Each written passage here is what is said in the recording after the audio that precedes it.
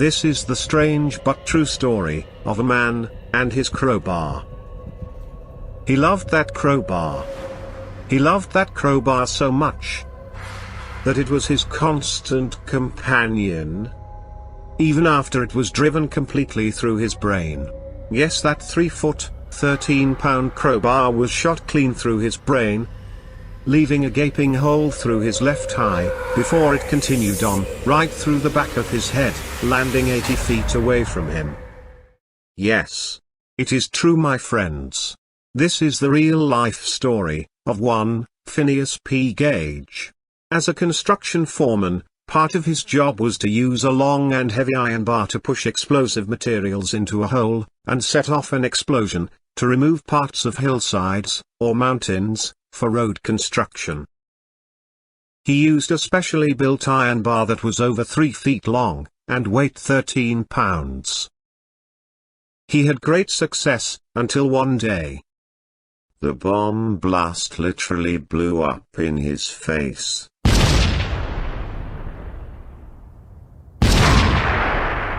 You might think that is the end of the story. Over. Ended. Finished. Just at its beginning. But no. It is far from over. This is Basil Nightingale for Bill Russo's Short Story Theatre. Our tale today is indeed just beginning. Just beginning, even though that 13-pound crowbar was propelled from the blast site, like a rocket. And like a speeding jet, it flew straight at young Phineas Gage. It entered his head through his left eyeball, and then, the 3-foot iron bar, punched right through his brain, leaving a gaping exit hole in the back of his head, and temporarily splitting his head in half, just as if it had a hinge in the middle. After the explosion that sent the heavy crowbar rocketing through his head, before landing 80 feet away from him, Phineas Gage did not die. In fact, he never lost consciousness, or seemed to be in any particular great pain or distress. When attended to by a doctor later in the day, he said that he would be back at work, with his trusty crowbar, made specially for him, in just 2 or 3 days. And so begins the tale of Phineas P. Gage, who against all odds, survived, being speared by his own, 13-pound, 36-inch long, iron crowbar. The tale begins in New England, in the Green Mountain State, Vermont. There's a tiny town there, wedged in, between the mountains, called Cavendish. It's a small village, and since 1800, has always had about 1,300 residents. In 1848, 25-year-old Phineas Gage was a foreman on a construction crew, assigned the job of blasting through the mountainous area, to pave the way for the railroad tracks. Phineas P. Gage was born in 1823 in Grafton County, New Hampshire. As a youth he began working with explosives, on mines and quarries near his home. As he gained experience, he began working for the railroads in New England and New York. He became an expert at blasting out huge sections of hills and mountains, to make level paths for railroad tracks. Young Phineas was said to be a man of great strength. In height, he was 5 foot 6 inches tall. That was about the average for men of the early 1840s. His strength, however, was far above average. He was a muscular individual, and weighed a trim 150 pounds. It is said that he had an iron will, as well as an iron frame. He also had that infamous iron bar. 3 feet long it was, and made from 13 pounds of specially made steel. It was called a tamping bar, and he used it to set vast quantities of explosive materials, to blast away at hills and mountains. A handsome young man he was, and much pursued by the ladies of Vermont, even after the accident that closed one eye, and left a scar on his face, and a lump on the top of his head. When he was 25, he came to Cavendish, Vermont. Cavendish. It was then, and still is, a small village, that is barely a tiny dot, surrounded by mountains on all sides. Phineas, called Finn, by his friends, became the foreman of the blasting crews assigned to clear the way for the railroad tracks that would open up the tiny settlement of Cavendish to the rest of the world. Part of Phineas's job was to pack padding material into a hole around the explosives that would help direct the bomb blast into the mountain and not back upon the workers. For his work, he used that 3-foot-long iron bar, the tamping rod, that was specially made for him. He used it to push the padding material up against the dynamite, to act as a barrier that would direct the blast at the mountain, and not back at the workers. The morning of September 13, 1848, was cool and clear. At about 13 minutes past 8, Finn Gage was directing his crew at a work site, about a half-mile south of the center of Cavendish village. They were making ready to blast the hillside, to prepare a level road bed for the tracks of the Rutland and Burlington Railroad. The first job of the day was to bore a hole deep into an outcropping of rock. Once the hole was completed, the next step was to put in a quantity of blasting powder, and a fuse. When that was done, Finn Gage would pick up his trusty 13-pound iron bar, which was made to his specifications by a local iron worker. He would then take the crowbar and use it as a tamping iron, to pack sand, clay, or some other similar material, into the hole above the powder, in order to contain the energy of the blast, and direct it into the surrounding rock. The work went well that autumn day. Much progress was made. But, as the sun prepared to slide down behind the mountain, it was 4:30, very near quitting time. But before letting his crew go for the day, Finn Gage wanted to get one more blast against the rugged mountain. "Let's go for one more explosion, boys," he said. Perhaps he was working a little too fast, trying to beat the clock. We don't know for certain, but one of the other workers later speculated that the usually efficient Phineas P. Gage may have forgotten to completely tamp down the sand, which would send the force of the blast into the mountain, instead of back at the crew. We can't say for sure what caused the problem. But here's what we do know. As Finn was finishing his work with his 13-pound iron bar, one of the men shouted to him. Perhaps it was a warning. Finn turned around to answer, and just as he opened his mouth, the tamping iron struck a rock. It caused a spark.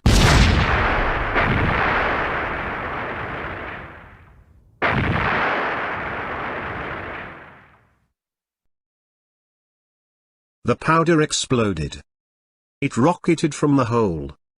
The tamping iron, all 43 inches of it, entered the left side of Gage's face, in an upward direction, just forward of the angle of the lower jaw. Continuing upward, outside the upper jaw and fracturing the cheekbone, it passed behind the left eye, through the left side of the brain, then, completely out the top of the skull, through the frontal bone.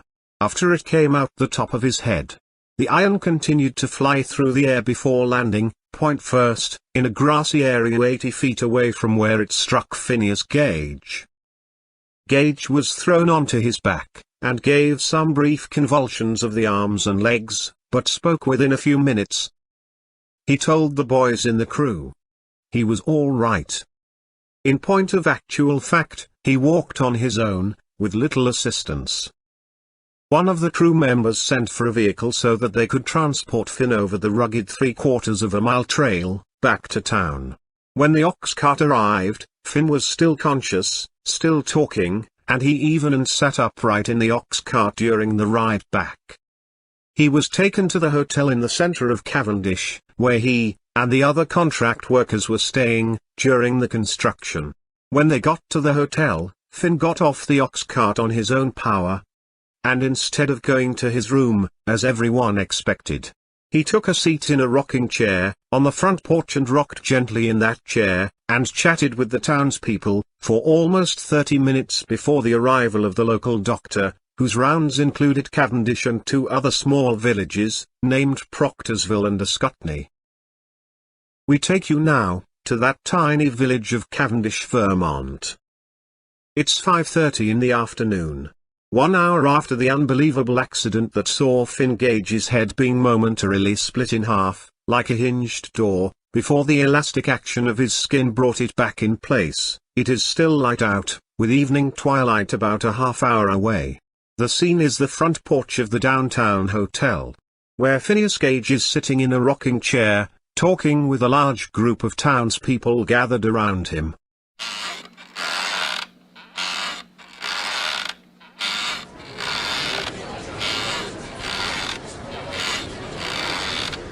I'm all right, boys.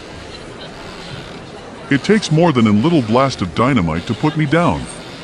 I'll be back at work in 1 or 2 days. You wait and see. I'm fine. In a little bit, I'll go upstairs to my room and get some sleep. I'll see you tomorrow night in the tavern after you get off work.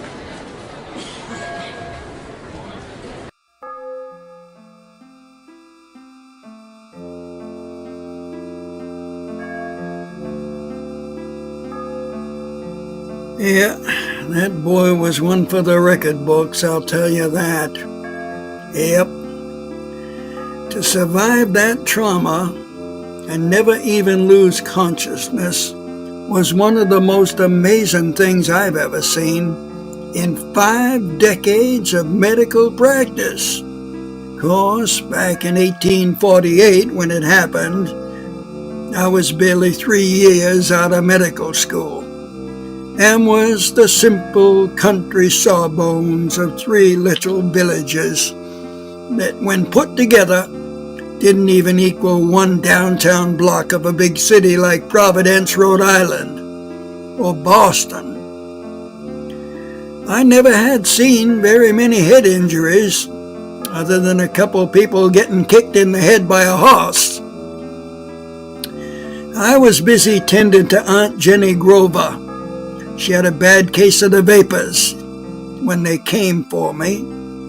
2 men from the railroad blasting crew said that Phineas Gage was hurt.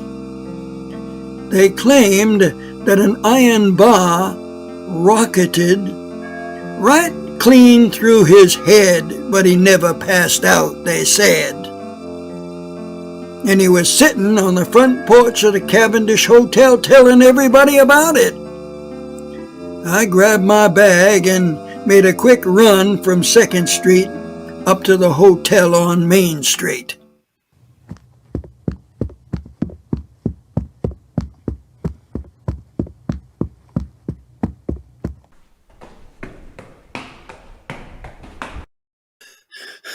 Okay, everybody stand back. Now let me get a look at the patient.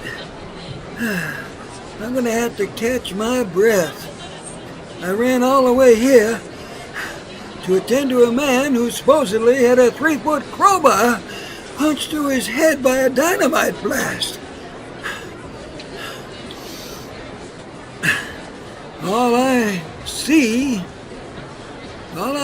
here is young Finn Gage sitting in a rocking chair telling stories to a group of people about... Now, Phineas, what's going on here? Why do you have that big crowbar of yours sitting in the front of that rocking chair? Well, Doc. Doc Williams, is it? Thanks for coming. Well, you're all out of breath. Why don't you sit down and rest up a minute? Because I've got quite a bit of a case for you. It might even make you famous. Okay. I want everybody to go home now. Come on. This patient needs quiet now. No more stories for today. Go on, you folks, go home. I'll let you know how Phineas Gage is after I examine him. Go home. Come on. Yes, Phineas, I'm Dr. Williams. Edward Williams. I graduated from Harvard Medical School in Boston 3 years ago. But I've got a serious case right now. Old Mrs. Grover has a bad case of the vapors. She's passing out left and right, losing consciousness all the time. But you, Mr. Gage, you're the healthiest man in town. But I do see that you have been injured. Now tell me exactly what happened. Well, Doc, as you probably know, I'm a contractor for the railroad company. I'm in charge of blasting away the rocks to make the ground level for the tracks. Geez and Crow, I've got to take down half of the Green Mountains to get this job done. Godfrey Daniels. It's a tough job, and now this accident I had today is gonna slow me down. We had a misfire on the job today. That crowbar of mine, that you see at my feet, was in the hole when the TNT misfired. And my crowbar, which is actually 43 inches long, got blasted clean through my head. Went in one side and came out the other. I'm gonna have to take tomorrow off. Godfrey Daniels. I'm not happy about this. Please, Doc, and all you ladies and gentlemen here on the porch of the hotel, please excuse my swearing. You know I never swear, and I go to church every Sunday. But geez and Crow, right now I feel like swearing my aching head right off. Okay, Phineas, calm down. Now I'll take a look at that wound of yours, but do you really expect me to believe that big crowbar of yours went right through your head? If that happened, young fella, we'd be planting you right now out there in Cavendish Cemetery, not palavering here on the porch of the Cavendish Hotel. Well, it happened, Doc. It happened just like I said, and if you don't believe me, ask any one of the guys on the crew. Geez and Crow. Godfrey Daniels, Doc. Everybody at the job site saw it happen.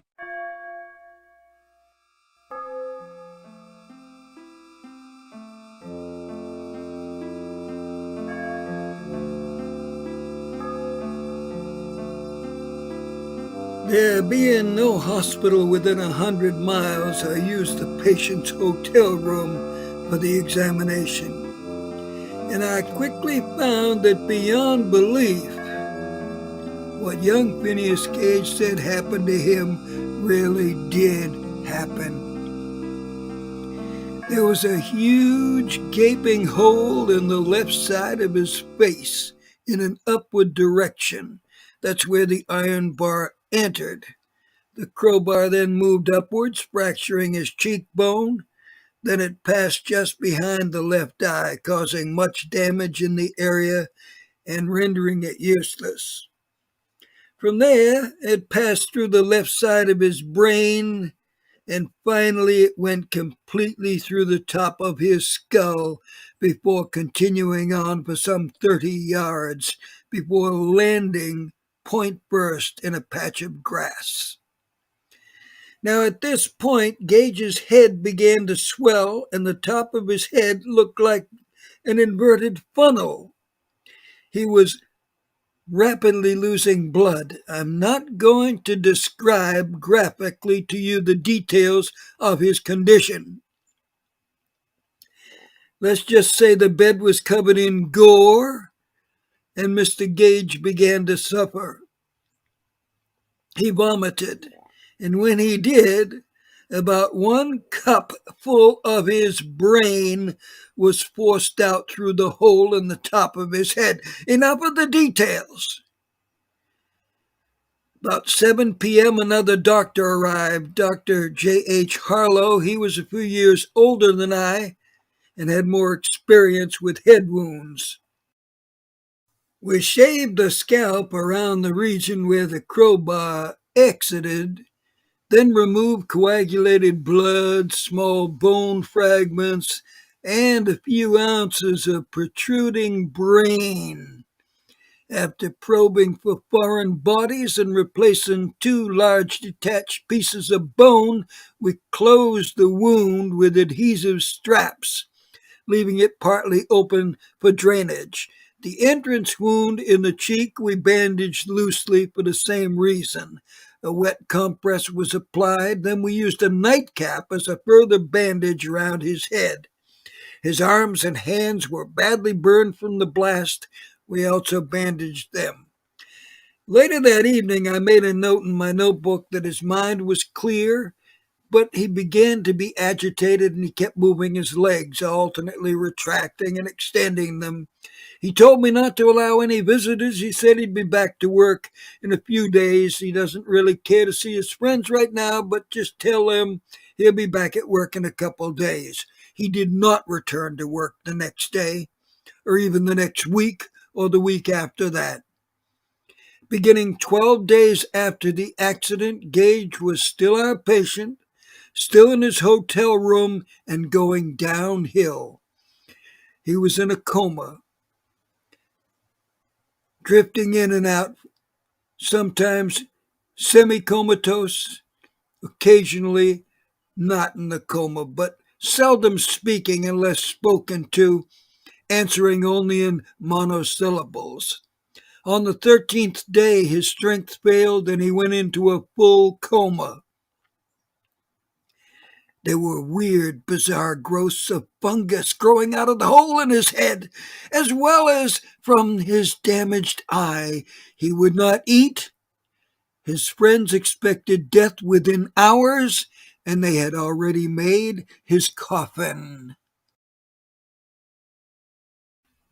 On the 14th day after the accident, it seemed there was no hope for Phineas P. Gage. Fungus growth as big as stalks of broccoli was sprouting from his eye and from the hole in his head. Dr. Harlow came up with a solution. He cut off the fungus sprouts and poured a caustic solution over the infected areas. It was silver nitrate, and this was 4 decades before any other doctor used it. Out of desperation, he poured the substance on the infected areas, and almost immediately the patient turned the corner.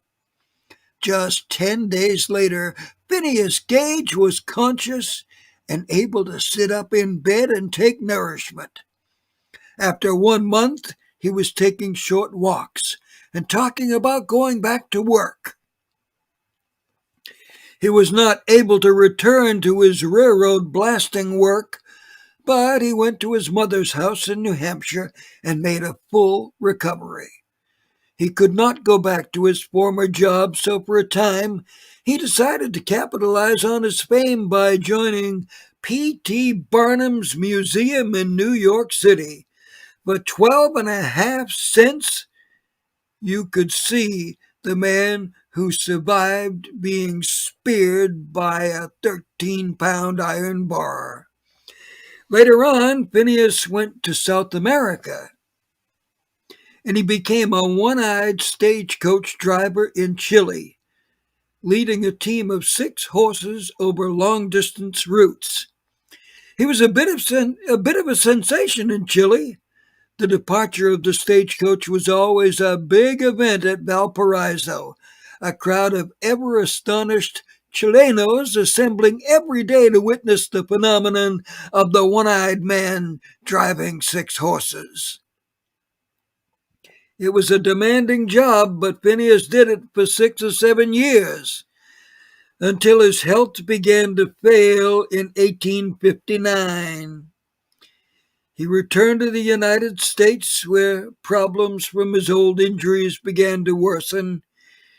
He died in 1860, some 12 years after becoming famous as the only man to survive having a 13-pound crowbar rocketed through his head. Oddly enough, all through those last 12 years of his life, He carried that 43-inch long crowbar with him wherever he went, like a little kid carrying a teddy bear. For some strange reason, he loved that crowbar that nearly killed him, that crowbar that made him famous. In life, it was his constant companion. In death, he gave it to the Warren Museum, which is part of Harvard University in Boston. You can see it there still, and be in awe of the 43-inch, 13-pound bar that split the head of Phineas P. Gage in two.